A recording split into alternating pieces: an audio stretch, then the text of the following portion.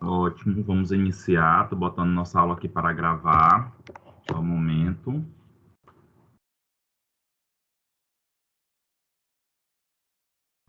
Turma, basicamente nossa aula hoje é concluindo os aspectos farmacocinéticos associados à química farmacêutica. E aí na próxima semana nós temos a nossa primeira aula prática e na semana seguinte já será a nossa avaliação, tá? Então vamos tentar recapitular alguns pontos importantes sobre essa aula, que é a ação biológica dos fármacos e a característica delas, né? Primeira coisa que nós temos que ter em mente que quando se vai pesquisar uma substância, tá, turma? Quando se pesquisa uma substância, de certo modo, se desenvolve, se descobre a substância. A partir da descoberta dessa substância, tem que se desenvolver o medicamento. E para desenvolver o medicamento, existem vários aspectos que têm que ser observados, tá? E dentre esses aspectos, nós podemos citar a característica farmacocinética da substância. E que característica é essa? Envolve a característica da absorção, da distribuição, da metabolização e da eliminação.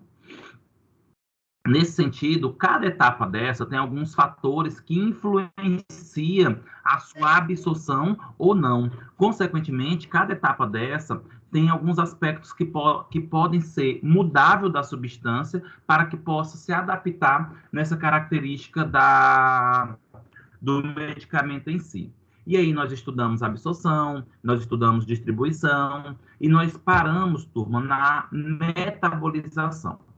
A metabolização ela também pode ser chamada de biotransformação, tá? E aí quando nós falamos nesses aspectos da biotransformação, nós podemos dizer que é a capacidade do organismo em transformar quimicamente a substância, tá? E quando nós pensamos nessa capacidade do organismo em transformar a substância, turma, é literalmente modificar a estrutura química, tá? Então, ocorre uma modificação da estrutura química nesse sentido, certo? E aí, é importante nós compreendermos que um dos objetivos primordiais, turma, da biotransformação é deixar os compostos que são lipossolúveis em compostos mais hidrossolúveis. Para quê? Para facilitar a sua eliminação. E aí, nesse sentido, nós temos dois aspectos associados à biotransformação. Quais são esses dois aspectos?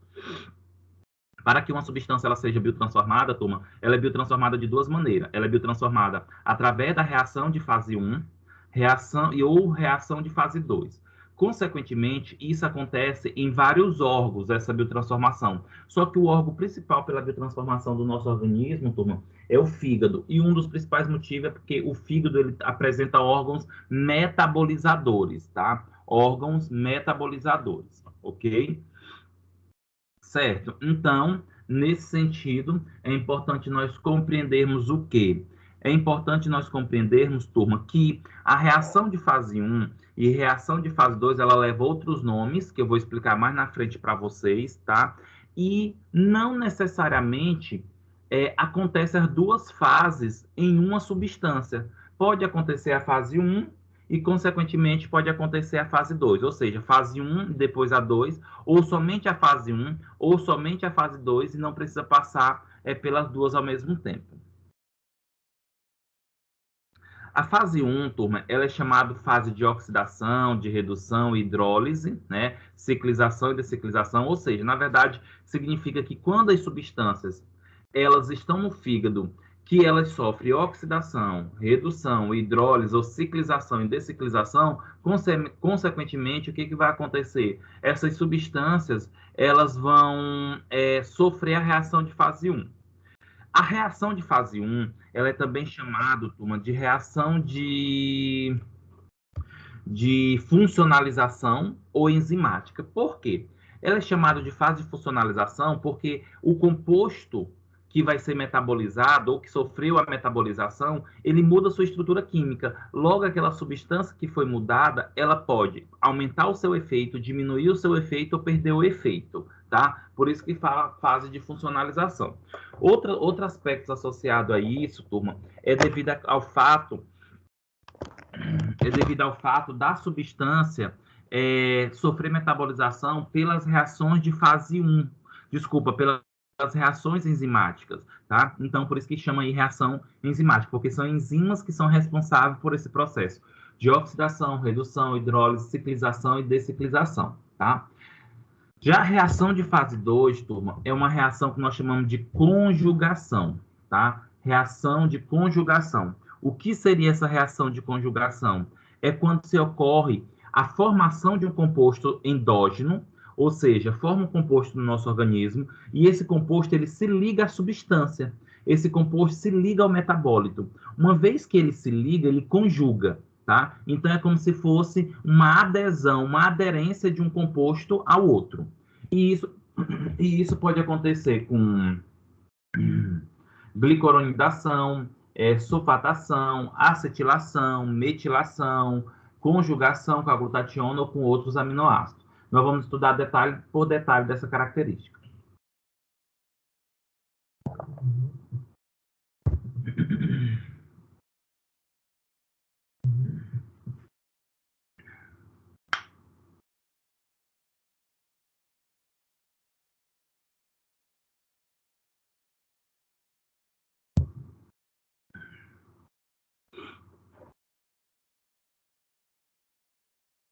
Então, turma, só recapitulando rapidamente para vocês, o metabolismo de fármaco, ou a biotransformação de fármaco, de certo modo, acontece por algumas fases, né? Essas fases pode ser a fase 1 e fase 2. A fase 1 recebe aí outro nome de funcionalização ou enzimática, e a fase 2 de conjugação. A reação de fase 1, ela geralmente pode acontecer com a participação de enzimas, e isso pode estar associado a vários órgãos, né? Como, por exemplo, fígado, rim, intestino, pulmão, sangue, tá? Apesar de o principal órgão metabolizador seja o fígado. Gente, a fase 2, que é a fase de conjugação, pelo próprio nome está dizendo, vai conjugar um composto ao outro, tá? Essa fase de conjugação aqui, de certo modo, tem a tendência de deixar o composto mais hidrossolúvel e pronto para ser eliminado. Nesse momento, eu vou estar mostrando para vocês detalhes dessas reações de fase 1, tá?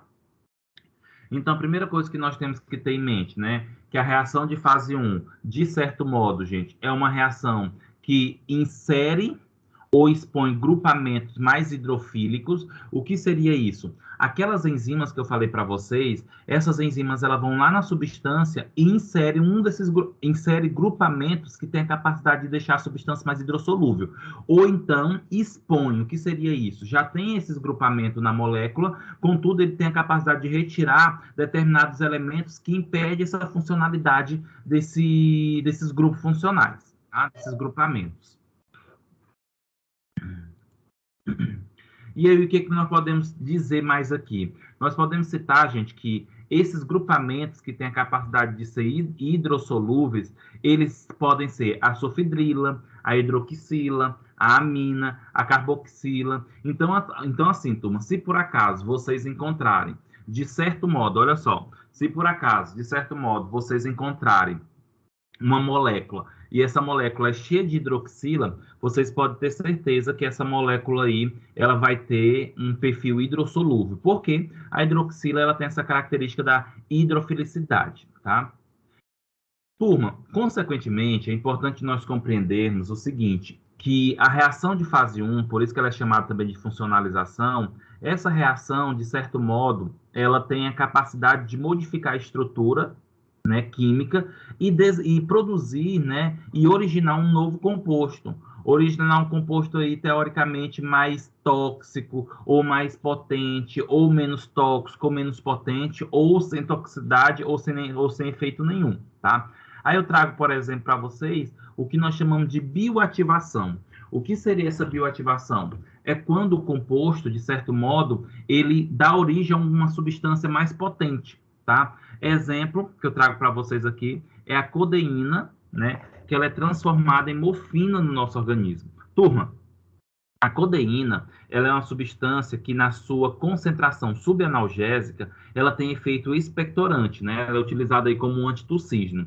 Contudo, essa codeína, a substância codeína, quando ela entra em contato com o fígado, a codeína, ela sofre metabolização, né, pelas enzimas e dá origem à morfina. Olha só, gente, dá origem à morfina. A codeína dá origem à morfina.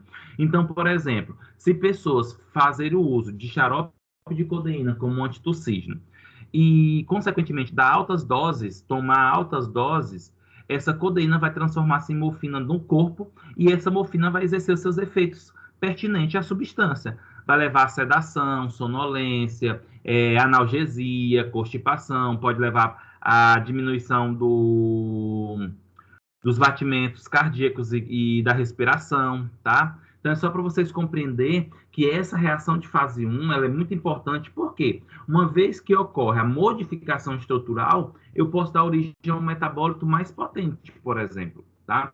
Eu vou mostrar para vocês, turma, a imagem dessa característica, dessa reação, tá? E para a gente finalizar bem que esse slide é só para vocês compreenderem que essas reações, né, de reação de fase 1 acontece na célula, tá? Nas regiões microsomais. Eu vou colocar a imagem aqui, gente, da codeína e da morfina para vocês verificarem.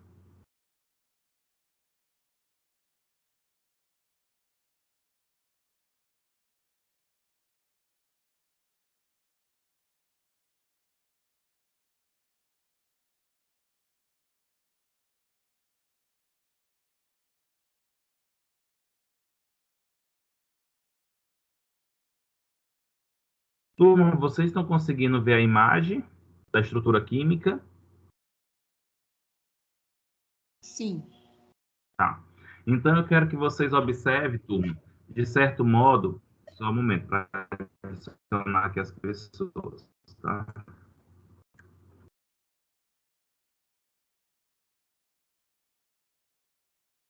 Então, observe, nós temos aqui 3 substâncias, né? A codeína, a heroína e a morfina. De certo modo, turma, eu quero que vocês observem aí a codeína e a morfina. Gente, eu vou estar parando um pouquinho porque eu estou adicionando as pessoas, tá?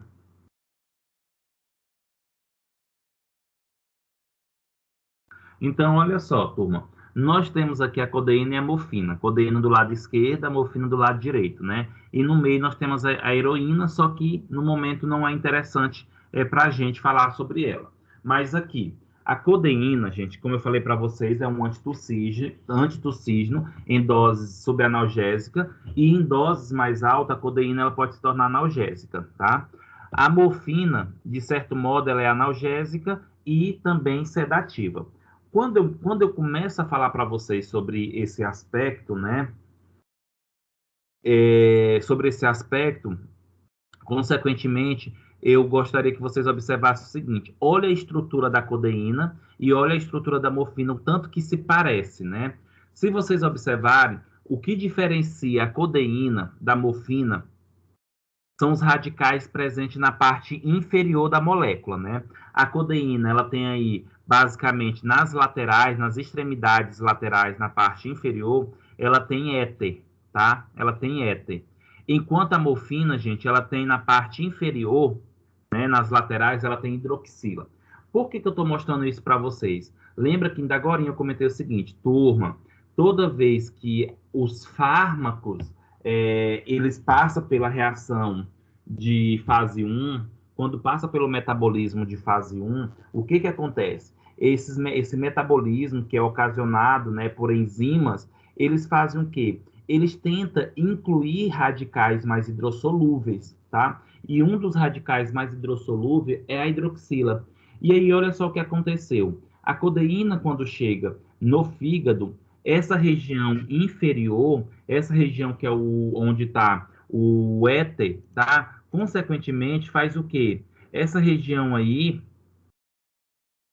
ela vai ser metabolizada. As enzimas vão retirar esse éter, né? Essa função éter, e vai incluir a hidroxila. A questão, turma, é que quando se tem a inclusão da hidroxila nessa região lateral inferior da codeína, a codeína ela passa a se transformar, ela passa a ser a morfina, tá? Ou seja, passa a ter os efeitos da morfina. Então, é só para vocês entenderem aqui o que acontece, turma. Toda vez que tem, tá, turma? Toda vez que tem literalmente uma substância, tá? Toda vez que tem literalmente uma substância que ela sofre metabolização, ela vai dar origem a um outro composto, e esse outro composto ele pode ser mais tóxico, mais forte, mais potente, ou menos tóxico, ou menos potente, ou sem efeito nenhum. Tranquilo, turma? Alguma pergunta?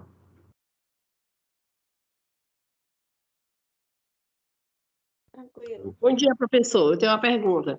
Bom dia. Essa codeína, porque eu conheço também uma codeína com paracetamol. Que é o PACO, a medicação Isso. PACO. O que acontece, Regina? O PACO, ele é um medicamento analgésico, tá? Por que ele é um medicamento analgésico? Porque a codeína, a concentração de codeína que está presente, por exemplo, no PACO, é uma concentração alta que é para transformar a codeína dentro do corpo da gente em morfina. Então, quando uma pessoa utiliza o PACO, ela indiretamente ela está usando morfina, porque a codeína vai ser transformada em morfina dentro do organismo. E aí vai ter o efeito o quê? Analgésico. Associado ao paracetamol, potencializa esse efeito analgésico. Ok, professor, obrigada. Nada, tá? E aí vocês podem, por exemplo, se questionar, professor, mas por que então não dá logo a morfina, em vez de dar, por exemplo, a codeína para se transformar na morfina? Porque, turma, quanto mais a gente der uma medicação para o indivíduo, e essa medicação ela faz efeito direto, mais é rápido a gente se acostumar com a medicação.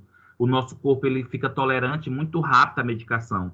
Por isso que, de certo modo, dando a codeína para transformar em morfina é um mecanismo de evitar essa tolerância, ou minimizar, pelo menos, essa tolerância, tá?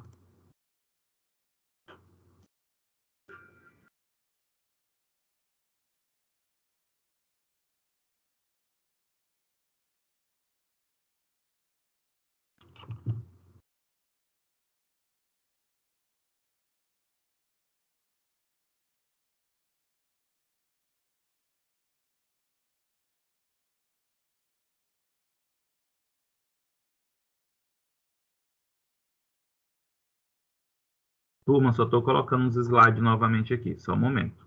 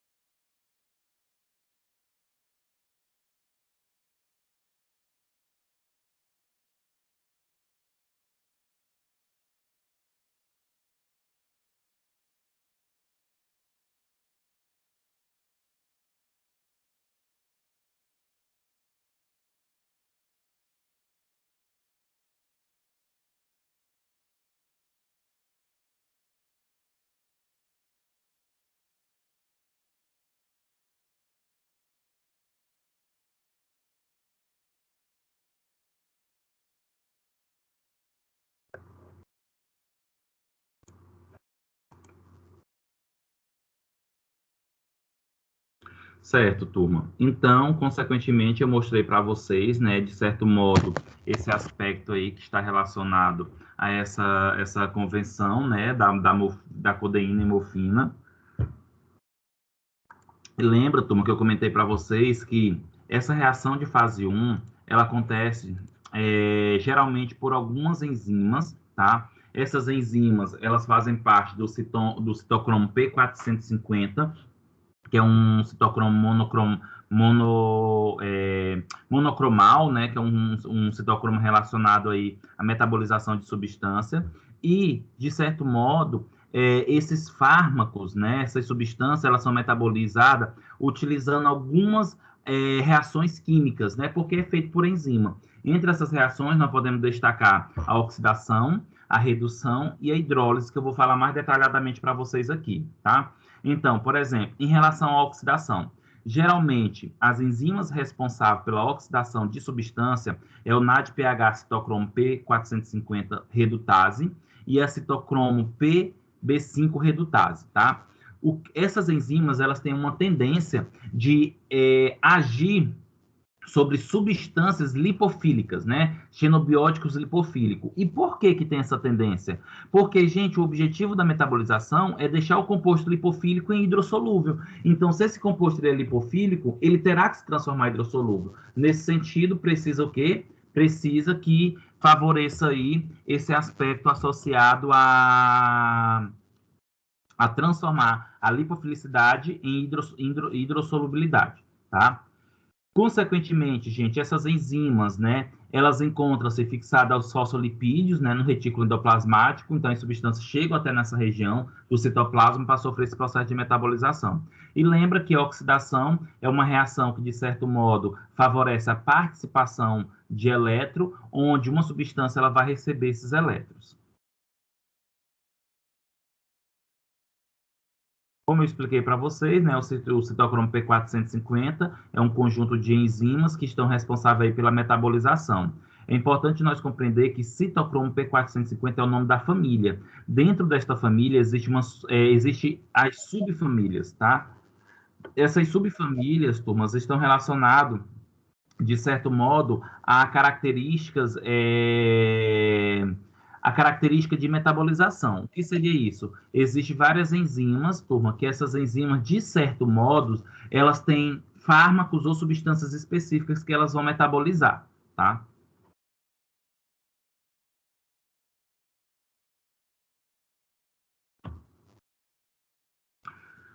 Turma, redução. Redução também é uma reação química que acontece com a participação de enzimas, tá? E geralmente é uma das reações que leva ao perfil aí, turma, da fase 1, tá? A redução, a reação de redução também acontece no citocromo P400, pelo citocromo P450, ou seja, por estas enzimas, tá? A redução, ao contrário da oxidação, gente, a redução, de certo modo, ela transfere elétron e há uma baixa concentração de oxigênio, tá? Há uma baixa concentração de oxigênio. Então, toda vez que tem uma baixa concentração de oxigênio, ocorre aí a reação de redução, tá? É importante, um detalhe muito interessante quando a gente pensa nas substâncias em si. Turma, só em conhecer, olha só em conhecer as substâncias em si, né, a estrutura química das substâncias, a gente pode supor quais as possíveis reações podem acontecer naquela substância. Por quê? Dependendo dos radicais, dependendo, turma, dos átomos, dos elementos que estão presentes ali. A gente já imagina qual possível reação vai acontecer, tá? Nesse sentido, eu trago para vocês aqui, por exemplo, as substâncias, né, os xenobióticos, os fármacos que têm grupamentos aldeídos, quinona, N-óxido, alquenos, asos e nitros, ou seja, se eu encontrar um desses elementos, desses grupamentos na minha estrutura química, há uma possibilidade de acontecer uma reação de redução, tá? Há a possibilidade de acontecer aí a reação de redução, ok? Vou dar um exemplo para vocês de redução associada ao etanol, que é esta imagem aqui.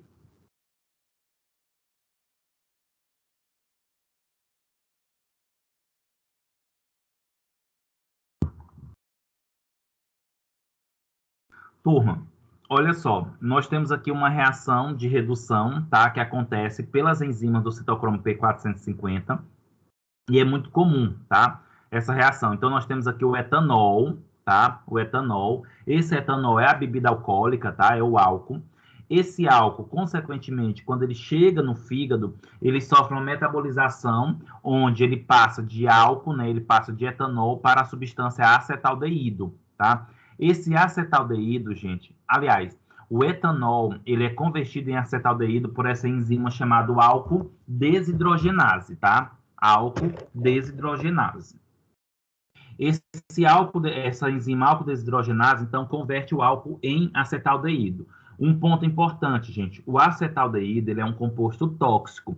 Então, quando o indivíduo ele tem ressaca, tá? Quando ele está com a ressaca em si, é por causa do acetaldeído, que está elevado no seu organismo.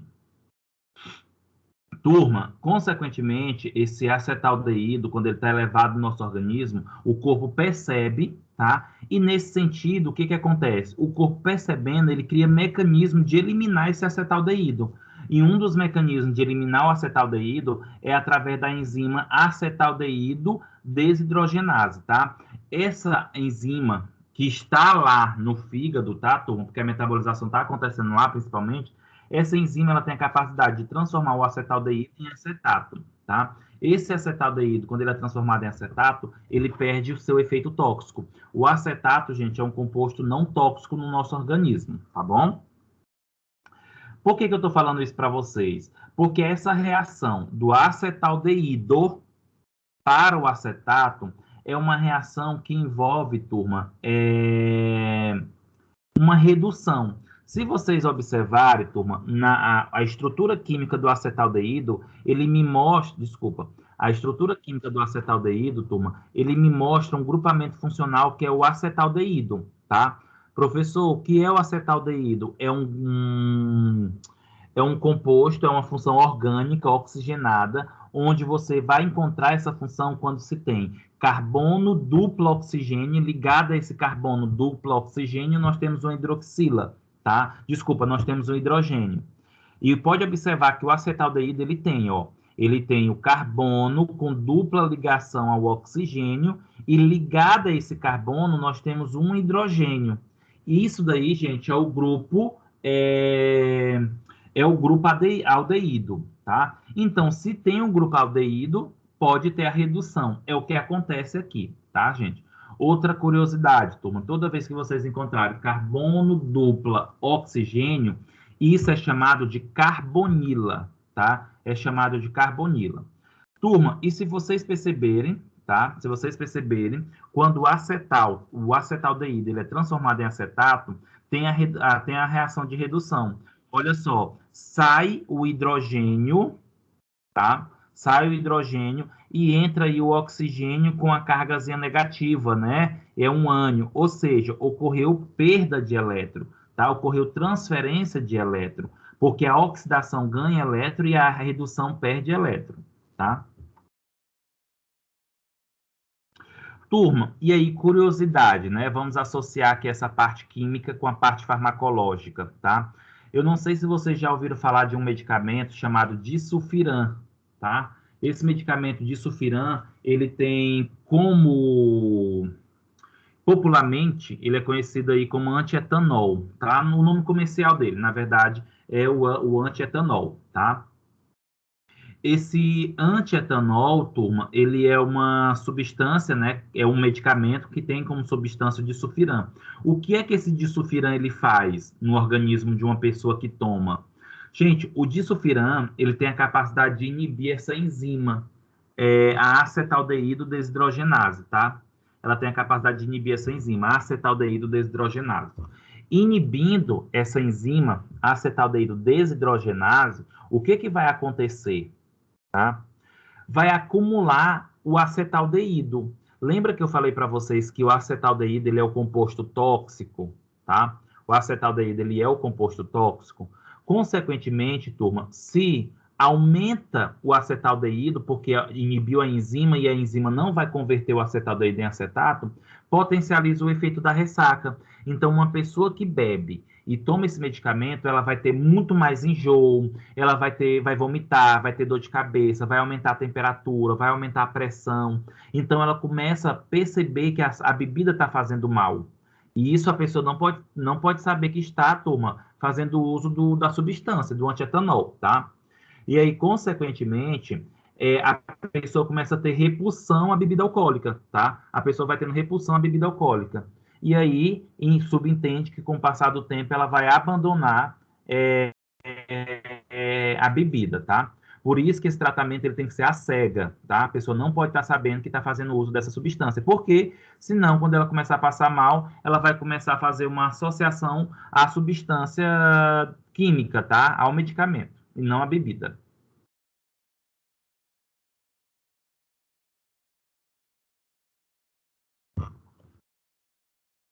Ok, turma? Alguma pergunta? Posso passar?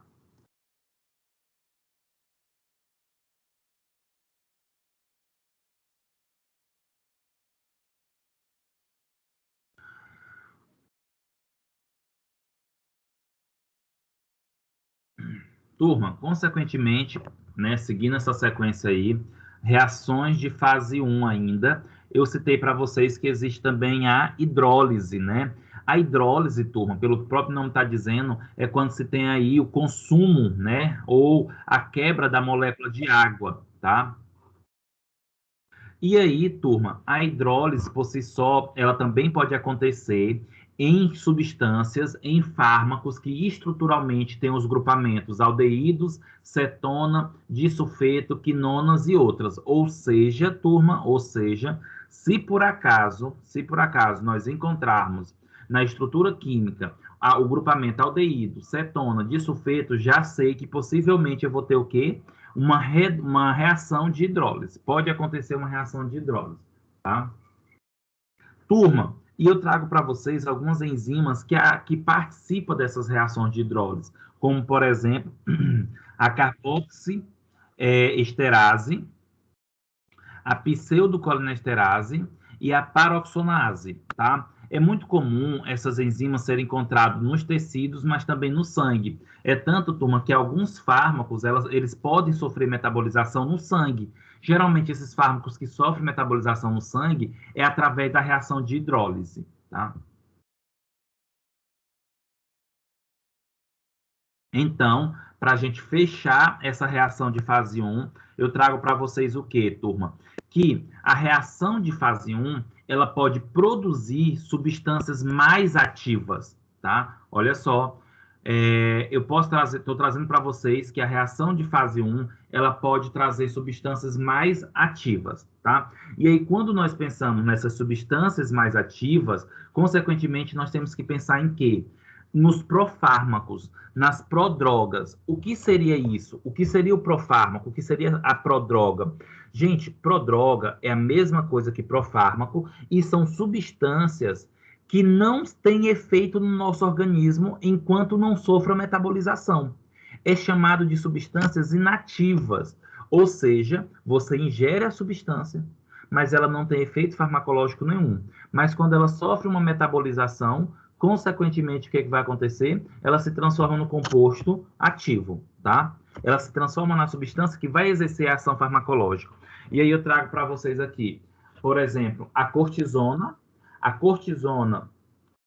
Oi, pode falar. Caso, eu posso dizer que a codeína ela se encaixaria como um profármaco? Não, a codeína ela não é um profármaco, tá, Tatiane? Por que que ela não é?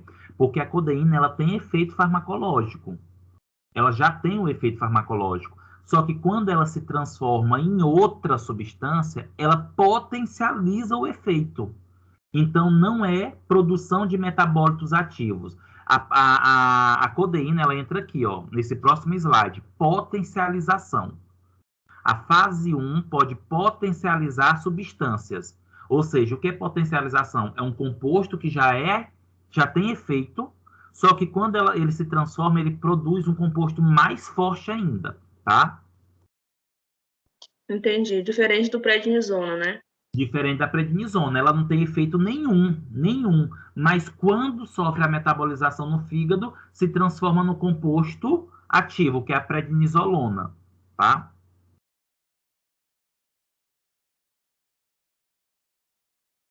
Entendi, professor.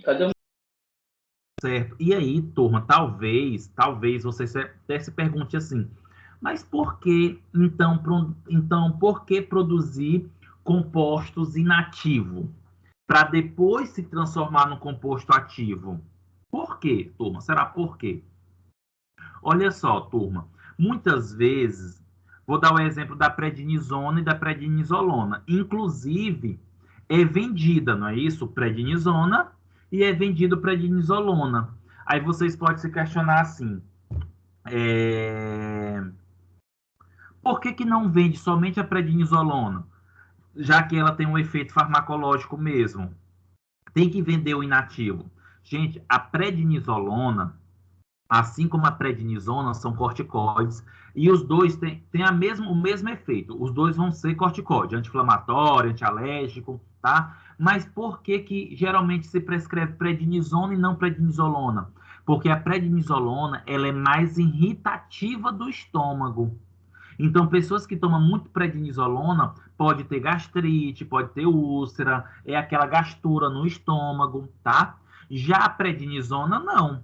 A prednisona não tem essa característica. Então, da prednisona, não vai irritar o estômago, vai para o sangue, lá no fígado vai transformar em prednisolona e vai ter o efeito corticóide, tá?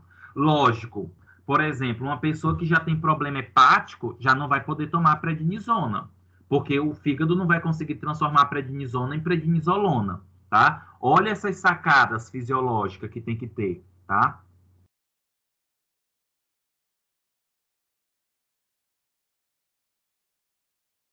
Turma, a cortisona também é um corticoide nativo, mas que se transforma em hidrocortisona no nosso organismo, tá? Posso também citar para vocês a azotioprina. A azotioprina, turma, é uma substância é, é uma substância utilizada aí para o tratamento de câncer, um antimetabólico, tá? Que de certo modo é inativo e quando é biotransformada se transforma em mecaptapurina, que é a substância ativa.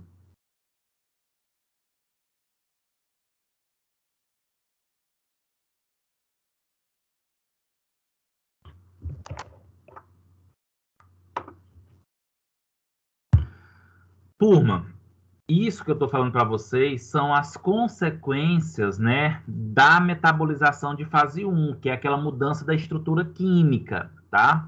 E aí, a reação de fase 1, turma, também pode favorecer o que nós chamamos de potencialização da atividade, tá? O que seria isso? Eu tenho um composto que já tem efeito, só que quando passa pela metabolização de fase 1, esse composto ele muda a sua estrutura e dá origem a um composto mais forte ainda, com uma maior potência. Essa maior potência pode ser farmacológica, como também pode ser toxicológica. Aí eu posso citar para vocês tanto a heroína como a codeína, tá? Ambas as substâncias, elas sofrem metabolização e dá origem à morfina, tá? Lembra que a codeína, tanto a heroína como a codeína, aliás, gente, a heroína é uma droga ilícita, tá? A codeína é uma substância que é utilizada como antitussígena e no final tem efeito analgésico devido à concentração da morfina, tá? Nós temos aqui também, gente, o propranolol. O propranolol é um fármaco beta-bloqueador adrenérgico, tá? O propranolol é um fármaco utilizado aí para uso em pacientes com hipertensão arterial e ele é um fármaco ativo, tá? Mas quando se usa ele, que sofre a metabolização, ele fica muito mais ativo, tá? E qual é o composto que é produzido pelo propranolol? Hidroxipropranolol, tá? Nós temos o diazepam, que é um ansiolítico, né, um psicotrópico. Ele já tem efeito ansiolítico, mas quando ele sofre metabolização, ele dá origem mais ainda aos ele dá origem a um composto mais potente ainda, que é o nordiazepam, tá? Nós temos a fenacetina. A fenacetina é um anti-inflamatório, analgésico, tá? Tem efeito, mas quando é metabolizada, dá origem ao paracetamol, que tem um efeito farmacológico bem mais forte do que a fenacetina.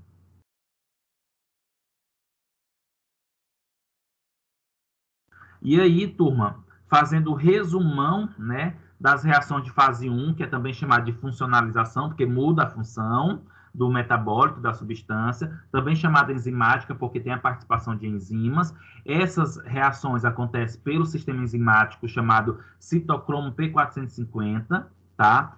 Essas enzimas acabam favorecendo reações químicas do tipo oxidação, hidroxilação, desalquilação, desaminação, tá? E o que vai acontecer quando tem a reação de fase 1 em cima de uma substância? O metabólito ele vai ficar mais hidrossolúvel, que é o objetivo da metabolização, para que possa ser eliminado. Esse metabólito ele pode se tornar mais reativo, tá? Geralmente ele pode ser farmacologicamente mais ativo, o que isso pode levar a uma importância. Turma, e aí nesse momento nós vamos passar para a reação de fase 2, também que acontece com o intuito de favorecer com que as substâncias fiquem mais hidrossolúveis, tá? Eu só vou encher aqui minha garrafinha, só um momento.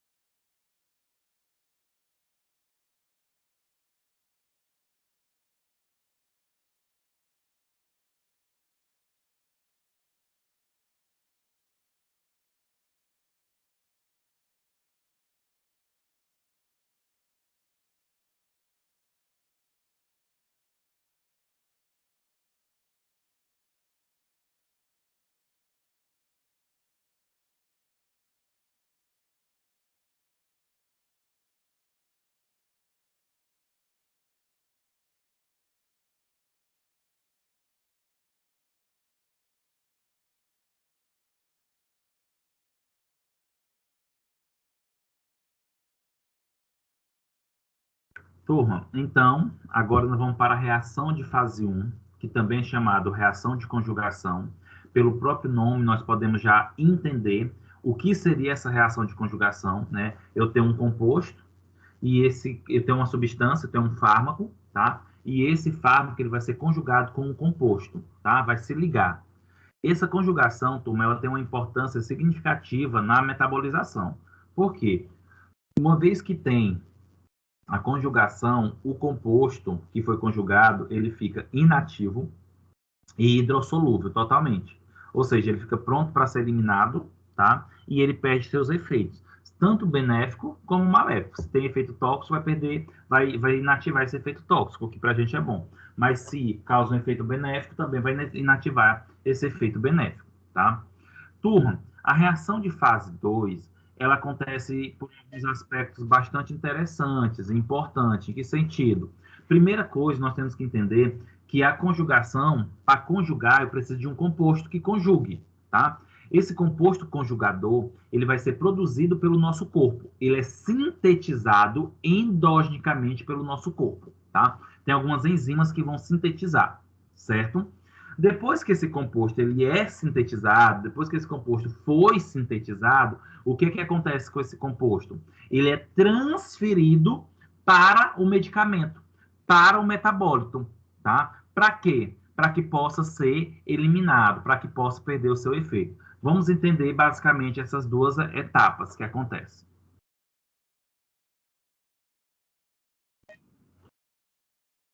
Turma, olha só, para que ocorra, né, para que ocorra também a conjugação, é necessária aí a participação de algumas enzimas que ajudam na transferência dos compostos, tá? Não é que vai quebrar a molécula, não, ele só transfere, tá? Por isso que a gente fala que a fase de conjugação, ela não é enzimática, porque as enzimas não interferem na molécula que vai ser conjugada, tá? Uma das enzimas que são bastante importantes aí para a conjugação, gente, é a glicoroniltransferase, tá? Glicoroniltransferase. Olha o próprio nome dizendo. Transferase glicoronil. É uma enzima que transfere o radical ou a substância glicoronil, tá? E esse radical glicoronil, gente, ele é uma substância que está associada à conjugação, tá? Essa enzima glicoroniltransferase, gente, ela é frequente em mamíferos, tá? É frequente em mamíferos. Essa enzima ela tem uma importância muito grande porque ela consegue transferir para o metabólito, para a substância química, os compostos, como, por exemplo, ácido glicurônico, tá? Que esse ácido glicurônico ele também é o ácido uridinilfosfato glicurônico, tá? E toda vez que o ácido glicurônico, turma, for transferido para a substância, todo aquele composto ali, eles são chamados de glicoronatos, tá? O que são glicoronatos? É o ácido glicurônico conjugado a um composto, tá? É o ácido glicurônico conjugado a um composto. E esse composto ele vai ficar o quê? Polar. Esse composto ele fica polar. Polar significa que fica hidrossolúvel.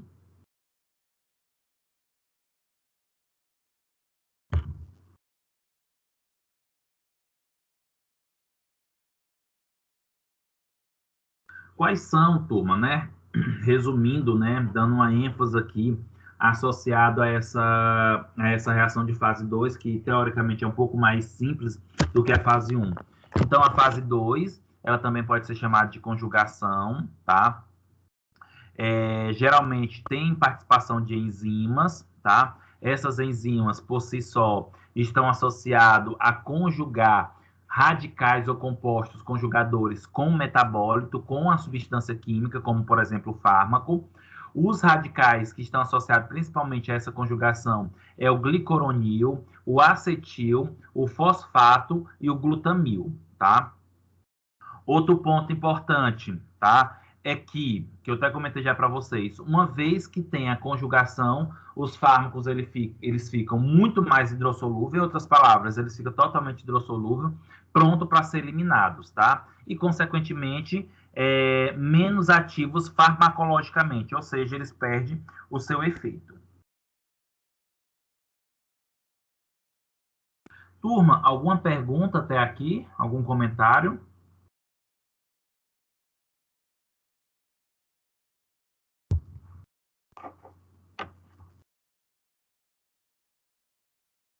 Professor, todo esse processo de metabolização será possível se o paciente não tiver nenhum problema renal? Na verdade, quando se tem problema renal, quando se tem problema hepático, tudo isso influencia, Tayane, na metabolização, tá? Mas não significa, por exemplo, que ele tem um problema renal ou ele tem um problema hepático que não aconteça.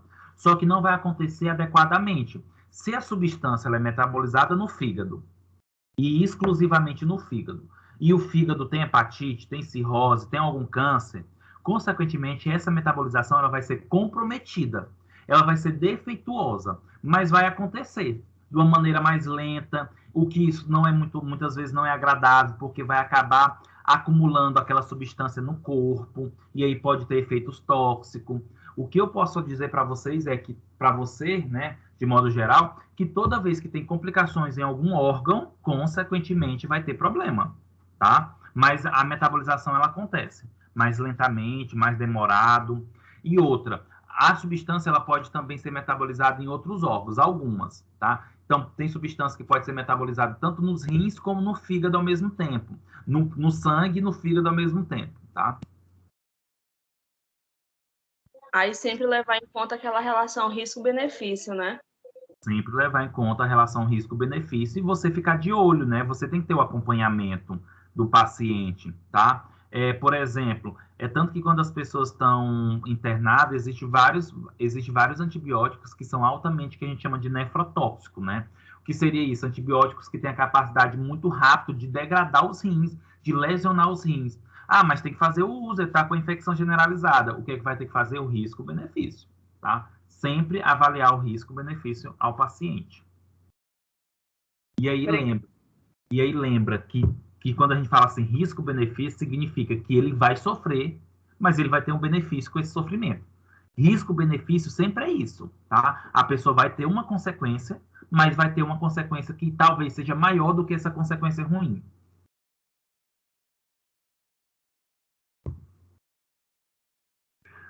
Turma, e para nós finalizarmos a nossa aula sobre farmacocinética e química farmacêutica, eu vou falar para vocês sobre as eliminações, né?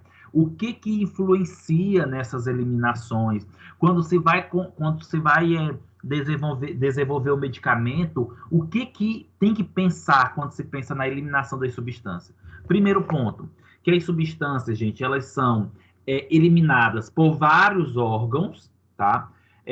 Como, por exemplo, os rins, a vesícula biliar, o pulmão, o intestino, vários órgãos podem ajudar a eliminar as substâncias, tá bom?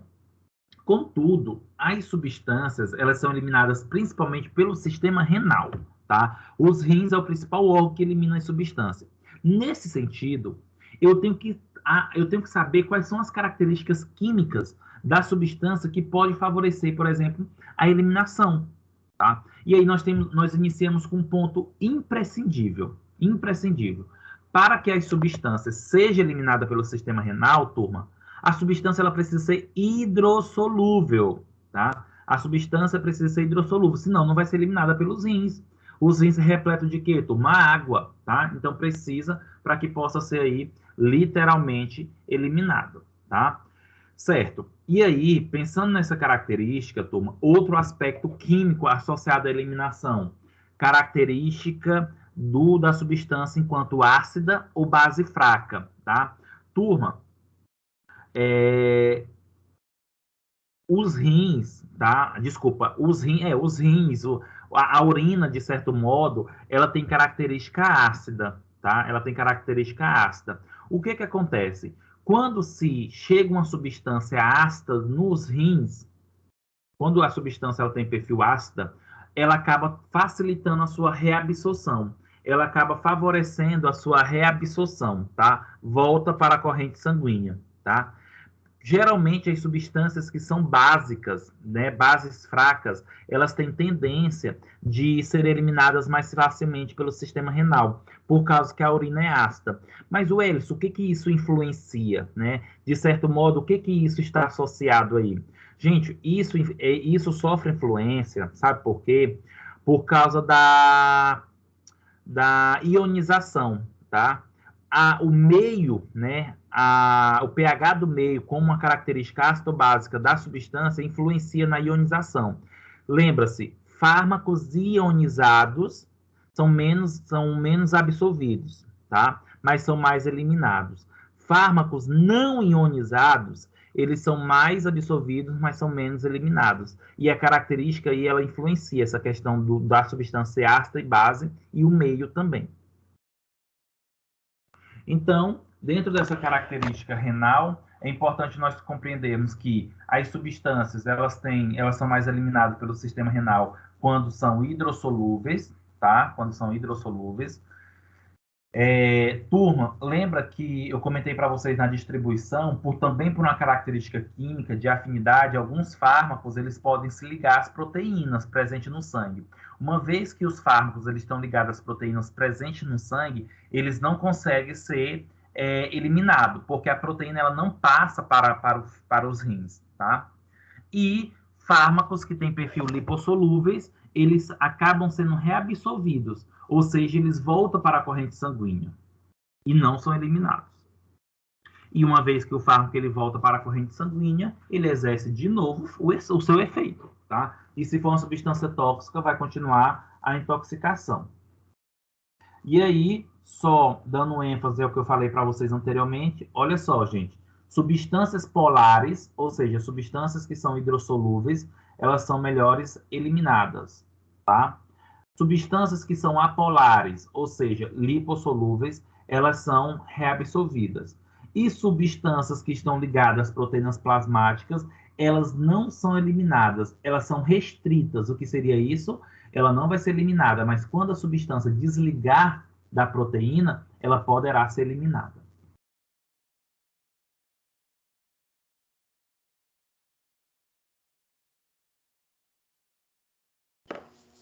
Professor, você falou que as bases fracas, elas são mais fáceis de ser eliminadas pelo rim. E se ele continuar com caráter ácido, ele também volta para a corrente sanguínea, igual os lipossolúveis?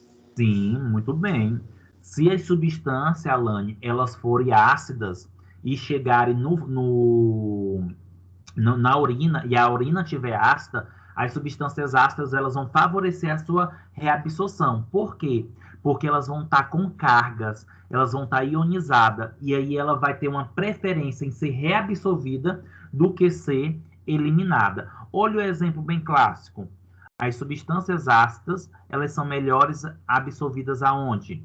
No estômago, porque o estômago é o quê? Ácido. É a mesma coisa que acontece lá na urina. Se uma substância for ácida e chega na urina e a urina estiver ácida, a urina não vai eliminar. Vai favorecer o quê? Reabsorção. Por que a gente chama reabsorção? Porque já foi absorvida uma vez, tá? Por isso que a gente fala reabsorção. Mas o que é a reabsorção? É a absorção de novo da substância para voltar para a corrente sanguínea, tá? Então, substâncias ácidas chegando no rins vai ter facilidade de ser reabsorvidas. E aí demora mais tempo no corpo, tá? Vai demorar mais tempo no corpo. E essa demora no corpo aumenta a meia-vida da droga, pode potencializar efeitos tóxicos, pode potencializar efeitos benéficos, tá?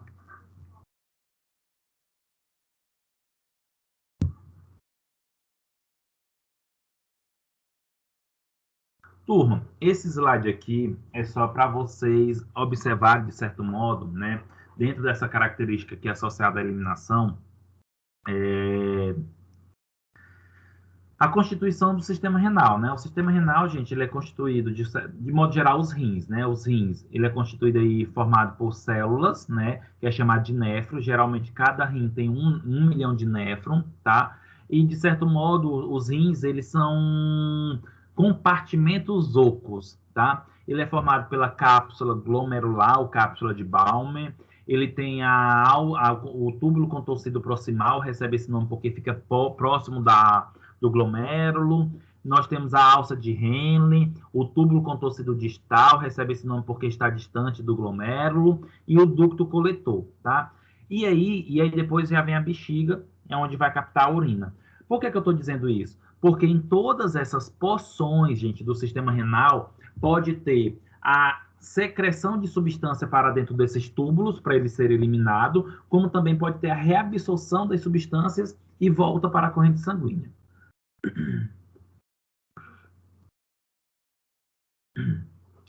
E, diante disso, nós vamos para o nosso segundo tipo de eliminação, tá? Esse segundo tipo de eliminação está associado aí à excreção biliar, tá? O que seria a excreção biliar? É quando a substância, gente, ela vai para a vesícula biliar e aí ela fica misturada à bile, e quando a bile ela é secretada no intestino, a substância vai junto lá para o intestino, tá? Importante, a vesícula biliar é um anexo do fígado, que fica logo abaixo do fígado, tá? Essa vesícula biliar, ela tem um ducto, um canal, que leva as secreções da vesícula biliar para o intestino delgado, tá bom? E aí, turma, olha só, as substâncias de baixo peso molecular não são excretadas pela bile, tá? Ou seja, as substâncias que têm baixo peso molecular têm preferência por outras vias de eliminação, como a renal, do que pela vesícula biliar. Quando se tem, turma, fármacos, metabólitos, substâncias químicas que foram conjugados com a glutationa e com o ácido glicurônico, eles têm uma facilidade de ser eliminado mais pelo sistema biliar, né? Porque tem uma afinidade pela bile, esses glicuronatos. E tem um ponto importantíssimo aqui, turma. Olha só, não é o fato da substância ter sido eliminada na vesícula biliar, foi eliminado na bile e no intestino, que, consequentemente, essa substância vai sair do corpo. Olha o que é que acontece. Se a substância está na bile e a bile é excretada no intestino, isso significa o quê? Que a substância poderá ser absorvida de novo. Se a substância tiver característica de ser absorvida novamente, ela vai voltar para a corrente sanguínea, tá? Porque para ser eliminada pelo intestino, a substância tem que passar pelo intestino delgado, pelo grosso e para as fezes.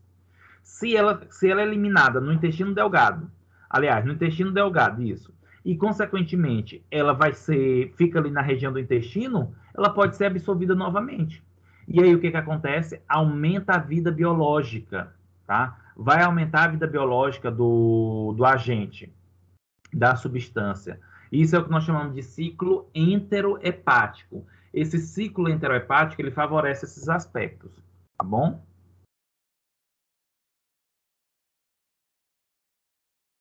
Wellington, isso é bom ou ruim? Depende, turma. Vai depender da substância. Se a substância é benéfica, se a substância, de certo modo, vai continuar exercendo um efeito bom, isso é bom. Agora, se a substância for uma substância tóxica ou ela vai se acumular no organismo, já não é ruim. Isso já é ruim. E aí, turma, eu trago só um exemplo, né, contando essa história da excreção biliar, né, que é o famoso metabolismo da bilirrubina, só para vocês compreenderem esse sistema enterohepático, tá? Olha só, turma, toda vez, lembra que a hemoglobina é a proteína que está presente dentro das hemácias, tá? E aí o que acontece? Quando se pega essa hemoglobina, tá? Quando a hemoglobina quando a hemácia ela sofre a degradação e libera a hemoglobina, essa hemoglobina ela vai ser transformada, gente, em bilirrubina, tá? A bilirrubina ela vai ficar circulando no sangue, só que ela precisa ser eliminada. Por quê? Acúmulo de bilirrubina, gente, pode levar a icterícia, né? Pode levar a olhos amarelados, mucosa amarelado, tá? Então a bilirrubina pode, inclusive pode acumular no cérebro e levar a retardamento mental, tá? Por isso que não pode ter acúmulo de bilirrubina. E aí, turma, a bilirrubina, uma vez circulando no sangue, ela vai lá para o fígado, e lá no fígado, essa bilirrubina, gente, ela acaba indo para a vesícula biliar, ela acaba indo lá para a bile, tá? E aí o que acontece? A bile, consequentemente, vai ser secretada no intestino, e lá no intestino, essa bilirrubina, ela vai sofrer algumas transformações químicas, como, por exemplo, a bilirrubina se transforma em estercobilinogênio. O estercobilinogênio, gente, é uma substância que vai ser transformada em estercobilina, tá? Esse estercobilinogênio, ele acaba sendo reabsorvido, tá? Esse estercobilinogênio acaba voltando para o fígado, tá? Aliás, voltando não. Essa substância acaba sendo absorvida e indo para o fígado. Lá no fígado, esse estercobilinogênio vai dar origem, gente, ao que nós chamamos de urobilinogênio. Esse urobilinogênio vai dar origem a uma substância chamada urobilina, que é o que dá a cor amarela a nossas fezes e a nossa urina, tá? Por isso que as fezes têm uma cor castanha, né, marrom, por causa do urobilinogênio, desculpa, por causa da estercobilina, tá? E o urobilinogênio dá origem à urobilina, por isso que a urina ela fica aí amarelada, com a cor castanha.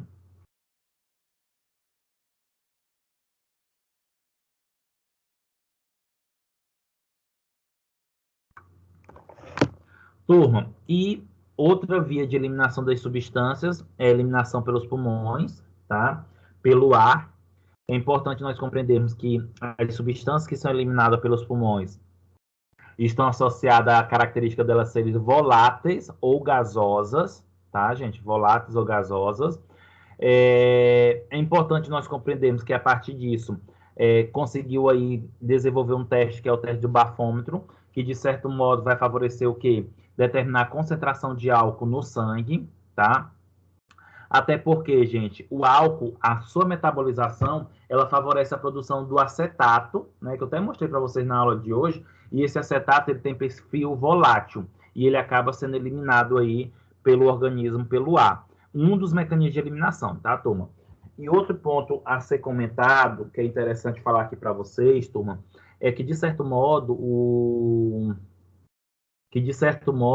álcool, tá, turma, ele demora um pouco mais para ser eliminado. Você pode observar que tem gente que passa, por exemplo, de sexta a domingo bebendo.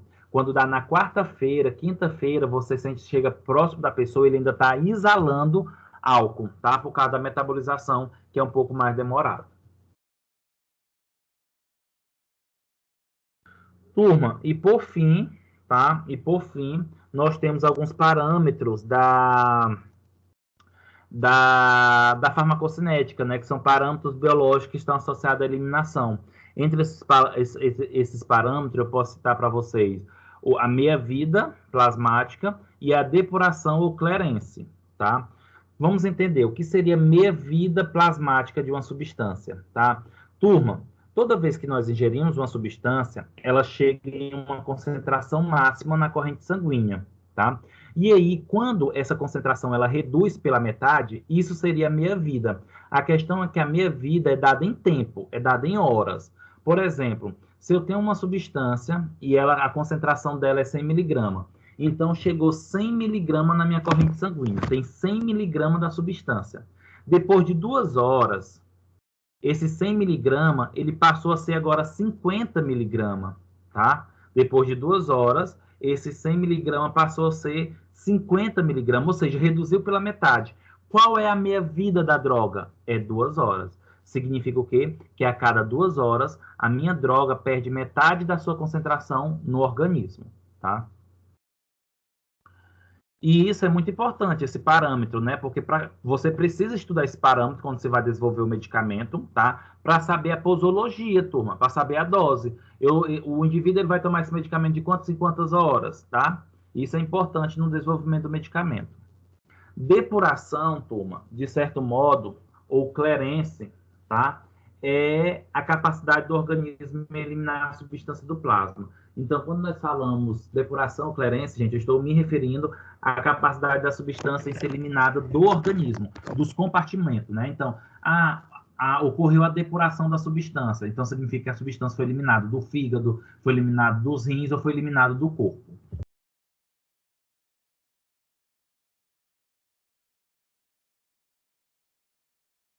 E aí, turma, nós vamos ter uma aula específica só da fase farmacodinâmica, tá? Nós vamos estudar falando só sobre essa característica dinâmica de receptores, de interação da substância com receptores, modelo chave-fechadura, encaixe perfeito, tá?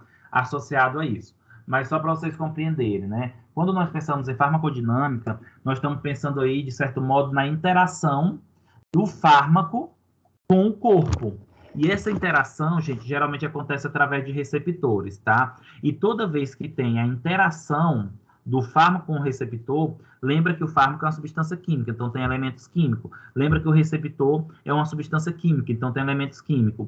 Essa interação acontece através dessas ligações entre a substância e o receptor, desse encaixe. E isso pode acontecer, de certo modo, turma, a partir de quê? A partir de ligações químicas, ligações iônicas, ponte de hidrogênio, força de Van der Waals, ligações covalentes, tá? E só que isso nós vamos estudar em outro momento. E quando se pensa, de certo modo, turma, na interação do desenvolvimento de um fármaco, lembra só, recapitulando, nós encontramos a substância. Após encontrar a substância, a gente precisa desenvolver o medicamento. E a partir desse momento que eu encontrei a substância, desenvolvo o medicamento, eu preciso fazer estudos para saber como é que vai ser a resposta desse medicamento ao corpo. Em que maneira? Que envolve a fase farmacêutica, se é desintegrada, se é diluída, se tem via de administração, se é forma farmacêutica, por onde é. Depois eu preciso saber como é que vai ser os aspectos de absorção, distribuição, metabolismo, eliminação e, consequentemente, como é que vai ser o efeito. Como é que vai ser esse mecanismo de ação, tá? Turma, alguma pergunta?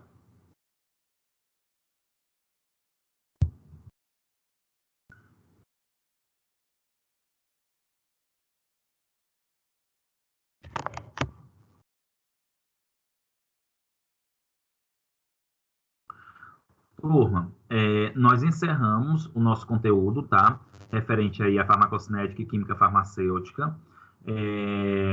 Gostaria de dizer que não vou entrar em outro conteúdo, porque na próxima semana já é prática, consequentemente eu não consigo terminar o próximo conteúdo, que é mais extenso que esse, para que vocês possam, por exemplo, ter o conteúdo para a prova. Então, não vai ficar inviável essa quebra, tá? Então, deixa para nós nos encontrarmos agora, depois da prova, para que a gente possa dar continuidade no nosso conteúdo, tá bom?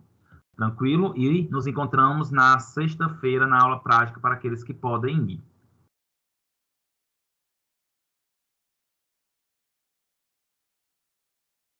Uma pergunta, turma?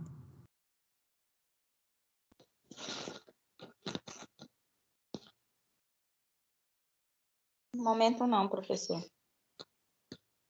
Tá certo. Então, gente, ótima sexta-feira para vocês, ótimo final de semana e até a próxima semana presencialmente, tá?